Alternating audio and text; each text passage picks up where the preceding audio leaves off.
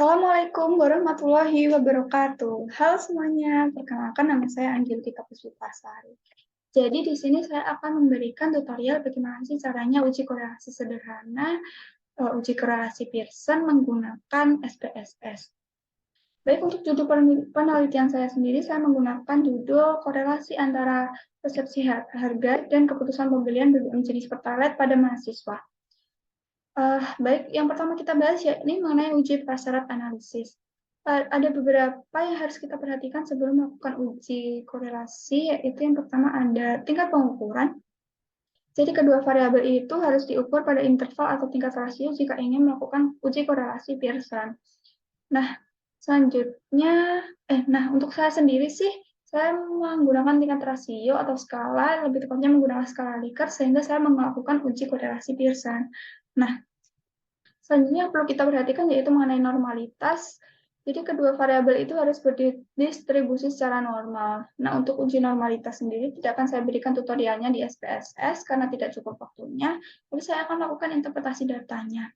Nah, bisa kita lihat setelah kita lakukan uji normalitas akan muncul signifikansinya, yaitu ini sebesar 0,161. Untuk dasar pengambilan keputusannya sendiri, jika nilai signifikansi lebih dari 0,05, maka residual ini berdistribusi normal. Nah, 0,161 ini lebih besar dari 0,05 ya teman-teman, jadi data saya ini berdistribusi secara normal. Selanjutnya yaitu yang perlu kita perhatikan yaitu mengenai hubungan linearitas. Jadi harus ada hubungan linear antara dua variabel. Sama seperti uji normalitas, tidak akan saya berikan tutorialnya di SPSS. Nah, untuk setelah kita lakukan uji linearitas akan muncul nilai signifikansi dari deviation from linearity yaitu sebesar 0,148. Untuk dasar pengambilan keputusan, jika nilai signification from the linearity lebih dari 0,05, maka terdapat hubungan yang linear antara dua variabel. Nah, bisa kita lihat kalau 0,148 ini lebih besar daripada 0,05. Jadi, data saya ini memiliki hubungan yang linear antara dua variabel atau antara variabel persepsi harga dan keputusan pembelian. Nah, selanjutnya kita lakukan uji korelasi. Yang perlu kita siapkan yaitu mengenai data tabulasi dari pernyataan responden kita. Kalau saya sih berdasarkan skala, jadi totalnya ini berdasarkan skala-skala yang telah dilakukan oleh responden. Jadi kita ke variabel X, persepsi harga, ini totalnya kita copy paste dulu ya ke SPSS. Selanjutnya ke variabel Y atau keputusan pembelian sama kita copy paste untuk totalnya.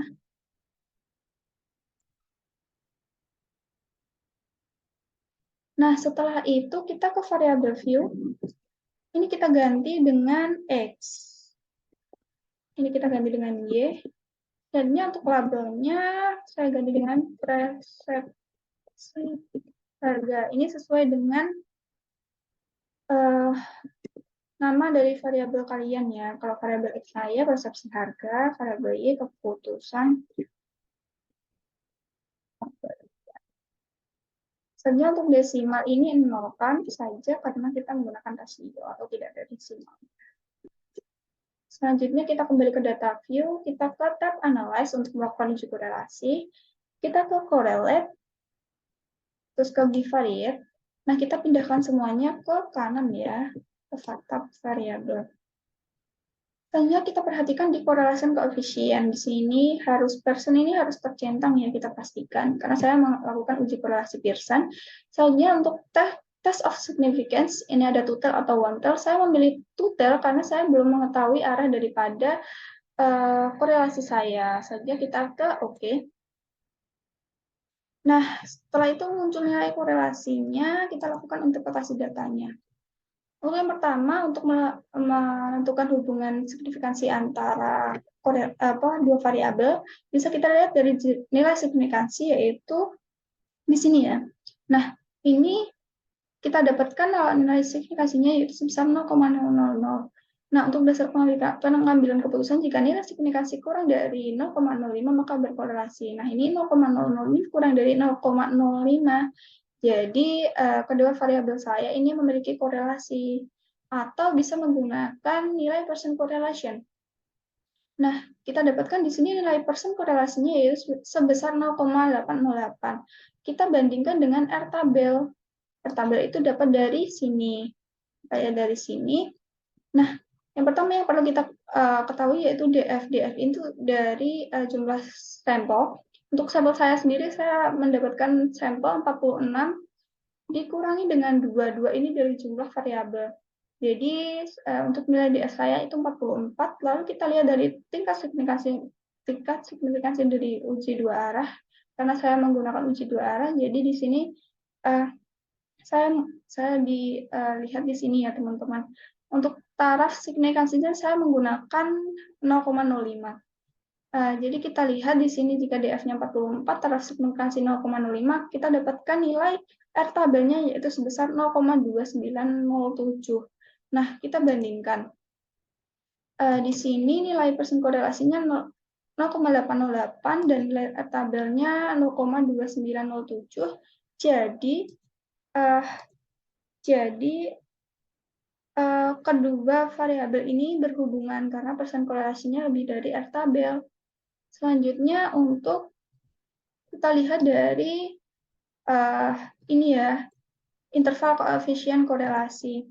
Nah, bisa kita lihat untuk nilai persen korelasinya kita mendapatkan 0,808.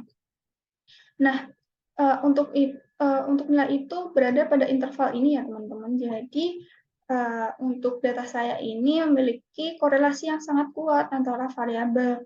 Selanjutnya kita lihat arah dari korelasi. Di sini tidak ada tanda negatif, jadi arah dari data saya ini positif, atau ketika persepsi harga naik, maka keputusan pembeli juga akan naik. Seperti itu. Selanjutnya kita ke uji hipotesis. Untuk uji hipotesis sendiri, ada beberapa yang perlu kita perhatikan, yaitu mengenai formulasi HU dan H0 dan H1. Saya menggunakan uji hipotesis dua arah, jadi untuk H0-nya itu rho sama dengan 0, H1 rho tidak sama dengan 0. Terus kita tentukan T-tabel. T-tabel sendiri bisa kita peroleh dari, kita lihat dari taraf signifikansinya, yaitu taraf signifikansi saya 0,05 dan DF-nya 44, sama seperti yang tadi. Nah, kita lihat di sini untuk atas ini uji satu arah dan bawah ini uji dua arah. Kita lihat di sini ada 0,050 untuk 44. Nah, di sini ya untuk T-tabelnya ada di nilai 2,01537. Selanjutnya untuk kriteria pengujiannya, jika menerima H0 jika harga T min T-tabel kurang dari T hitung kurang dari T-tabel, dan menolak H0 jika harga T hitung kurang dari min T-tabel lebih besar dari T hitung lebih besar dari T-tabel. Nah, selanjutnya kita lakukan uji statistik. Sama seperti yang tadi, kita menggunakan data yang tadi, kita ke tab analyze, ke regression, ke linear, kita pindahkan persepsi harga ini ke dependent. Selanjutnya keputusan pembelian ini ke dependent. Selanjutnya kita klik OK. Nah, akan munculnya koefisien. Nah, kita lihat di nilai T-nya itu sebesar 9,1005. Nah, untuk kesimpulannya sendiri, setelah kita lakukan itu T hitungnya itu lebih besar daripada T tabel. Seperti dasar pengambilan keputusan tadi, kalau T hitung lebih besar dari T tabel, maka akan menolak H0. Jadi dapat disimpulkan bahwasannya data saya ini H0-nya ditolak atau terdapat hubungan antara persepsi harga dan keputusan pembelian BBM jenis Pertalite pada mahasiswa. Karena 9,105 itu lebih besar daripada 2,01537 gitu ya teman-teman. Sekian yang dapat saya sampaikan, kurang lebihnya mohon maaf. Wassalamualaikum warahmatullahi wabarakatuh.